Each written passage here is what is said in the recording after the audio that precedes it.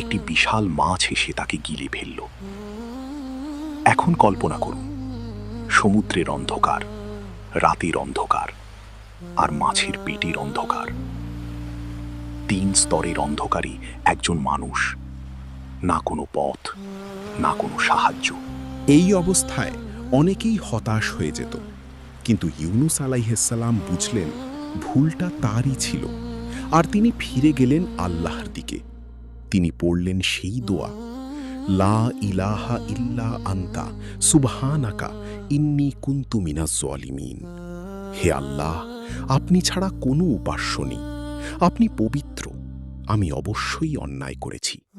এটা শুধু দোয়া না, এটা ছিল আত্মসমর্পণ। আল্লাহ তার সেই ডাক শুনলেন, মাছকে নির্দেশ দিলেন তাকে তীরে ফেলে দিতে।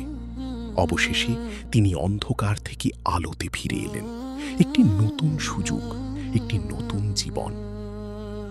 এই গল্প আমাদের শেখায়, আপনি যত বড় সমস্যায় থাকুন না কেন, যদি সত্যি মনে আল্লাহর দিকে ফিরে আসেন, তাহলে অন্ধকারের মাঝেও আলোর পথ খুলে যাবে। তাই বিপদে আপদে দোয়া করতে ভুলবেন না। এই দোয়াটা মনে রাখুন, আল্লাহর নবীর এই সুন্দর দোয়াই হতে পারে আপনার মুক্তির কারণ।